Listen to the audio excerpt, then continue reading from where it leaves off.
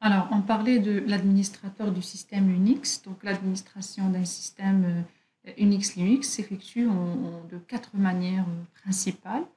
Donc, avant de citer ces manières, donc, il faut parler des tâches en général.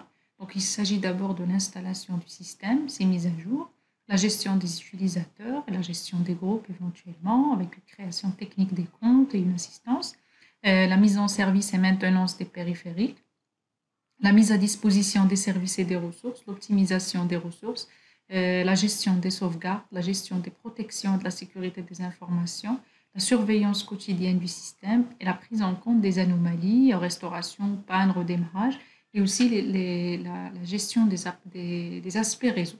Donc, on va essayer ensemble de faire le tour et de voir l'essentiel au niveau de ces tâches administratives.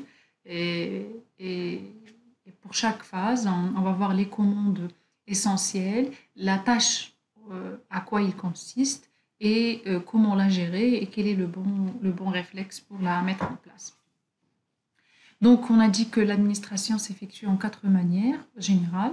Donc, la première manière, c'est à l'aide des commandes d'administration. Il existe des commandes qui permettent de faire les différentes tâches que je viens de citer, éventuellement pour la création d'utilisateurs, pour la création de groupes, pour le changement de droit, pour la configuration des dates et la programmation des scripts.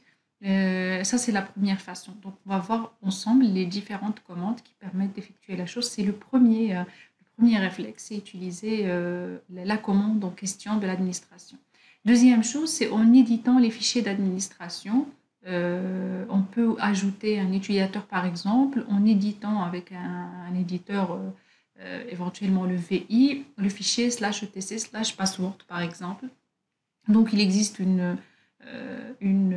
variété de fichiers de configuration Unix, Linux au format texte et qui sont très bien documentés et qu'en les changeant, on fait la même chose que si on utilise la commande. Et donc, c'est un choix. Donc, soit faire avec la commande, soit faire avec le fichier d'administration. La troisième façon, c'est en exécutant des scripts shell et c'est la préférence des administrateurs système, surtout pour les tâches qui sont répétitives. Alors, dans beaucoup de cas, les commandes de démarrage, d'arrêt, de système en général ou bien d'un service bien particulier, de certaines tâches ou bien certaines restrictions par rapport aux utilisateurs.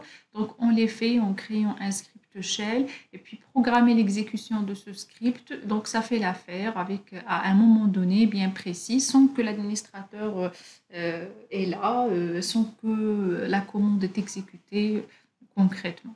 Et la quatrième et dernière façon, en utilisant des outils intégrés d'administration. Donc, il existe différents outils d'administration pour effectuer ces différentes tâches. Donc, ces outils sont soit en mode texte, soit en mode graphique et sont bien sûr disponibles et apportent un confort plus qu'intéressant dans la manipulation quotidienne. Bien sûr, surtout en ayant une interface graphique, des menus sur lesquels on va cliquer, etc.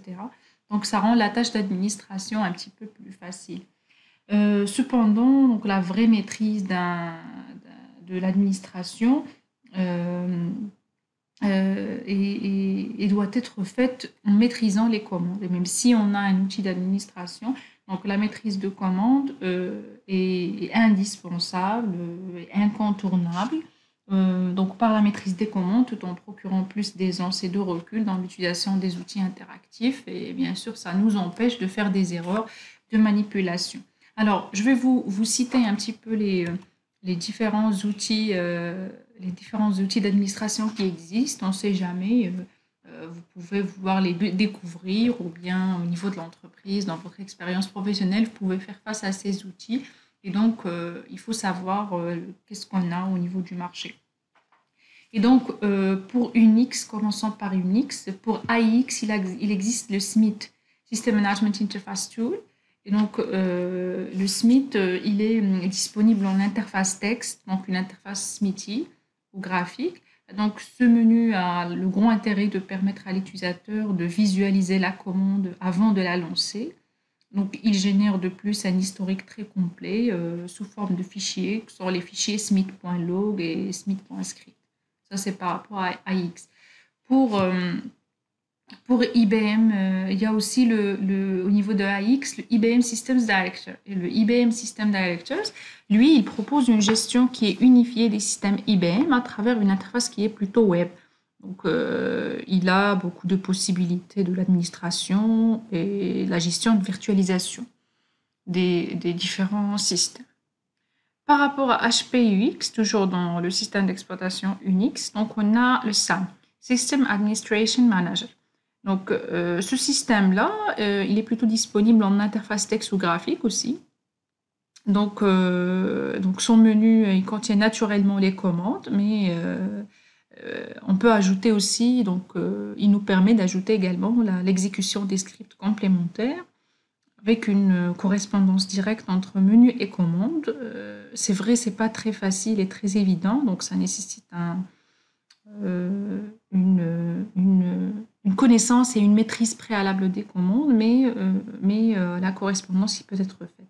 Pour le Solaris, aussi au niveau de Unix, donc on a le SMC, Solaris Management Console. Eh bien, comme son nom l'indique, c'est une console qui propose une interface graphique moderne, complète, très interactive et très ergonome. Donc, c'est quelque chose qui est facile à utiliser. Donc, il remplace l'admin tool qui n'est plus distribué sur les versions récentes. Donc, avant, au niveau Solaris, il y avait l'admin tool avec une palette de commandes qui s'exécute derrière des petits boutons, des petits menus à mettre en place. Donc, si on passe à Linux, eh bien, au niveau de Linux aussi, il y a beaucoup de choix. Il y a le Linux Config. Donc, c'est un utilitaire graphique qui est disponible sur pas mal de distributions Unix.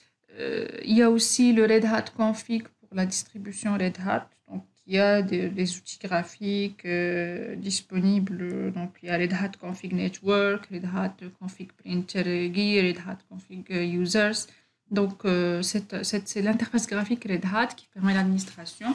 Il y a le YesTool, le Yet Another Step Tool. Donc, c'est un outil graphique pour la distribution SUSE et compagnie et toutes les distributions qui sont sous SUSE. Il y a aussi la plus connue dans le monde de Linux, c'est le Webmin. Alors, Webmin, c'est un outil, donc c'est une solution c'est la plus répandue, la plus utilisée. Donc, tous ces menus, ils sont complets. Et aussi, c'est des outils qui contiennent une palette d'outils qui sont spécifiques pour ajouter, pour ajouter ou bien pour gérer, pour bien gérer les différentes variantes de mise en œuvre de commandes.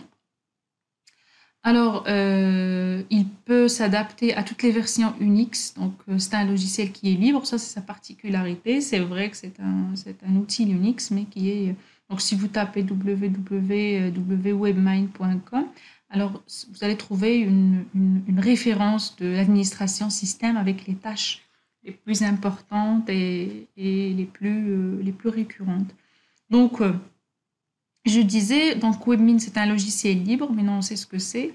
Il regroupe plusieurs outils qui sont faits avec le langage Perl et qui s'utilisent dans un navigateur web. Et la majorité de ces versions sont supportées, même si le contexte Linux, pardon, même si le contexte de Linux est très disponible pour chaque version. Et donc là, lui, il fournit un support le plus complet en nombre de modules disponibles, bien sûr, concernant les tâches d'administration. Alors, ici, il y a aussi un mot à dire. Donc, il y a la partie documentation. Donc, la documentation, il faut absolument parler de la documentation. Donc, comme vous savez, pour chaque distribution Linux, il y a la documentation sur son site officiel. Et donc, après une période où les versions proposaient l'accès à leur documentation complète via un environnement graphique spécifique. Donc, l'accès à la documentation se fait naturellement depuis un navigateur web en format HTML ou PDF disponible, téléchargeable. Donc, si vous êtes en train d'utiliser une distribution, la première des choses à faire ou le premier réflexe à faire, c'est de télécharger la documentation ou bien le support. Eh bien, pour chaque distribution, on a la documentation avec un lien bien spécifique disponible sur Internet. Donc, le monde Linux et Unix, c'est un monde où l'information n'est pas pas très restreinte, hein. L'information elle est disponible, elle est accessible. Donc, pour pour le projet Linux, pour le projet Linux en général, donc là, on peut trouver un site. Donc, il y a un site www.tldp.org. Je vais vous le noter en commentaire. De l'Unix Documentation Project qui consiste à un portail de référence.